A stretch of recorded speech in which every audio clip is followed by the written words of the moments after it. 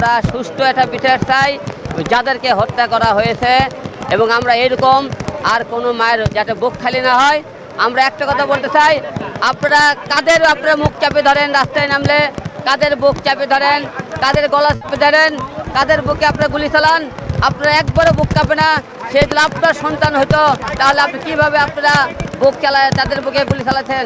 যে আপনারা যে জ্বালাও আন্দোলন হয়েছে, এইরকম যে সবাই আমাদের বাংলাদেশের লোকজন চুপচাপ থাকে, একের পরে এক আপনাদের সন্তানের বুক খালি হবে, আপনারা সন্তান হারাবেন, এবং আপনারা এই বাংলাদেশে আরও ভয়ানক আপনার এরকম কাজ শুরু হবে।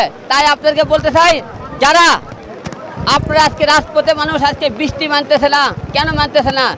আজকে খালি মনে করেন রাজপথ আন্দোলন আজকে কাঠপুটে সারা বাংলাদেশ জনসাধারণ আজকে কী অবস্থায় চলাফেরা করতেছে, এবং আপনারা ইচ্ছে মতো ছাত্রকে ধরে আনতেছেন, ইচ্ছে মতো তাদেরকে মারতেছেন।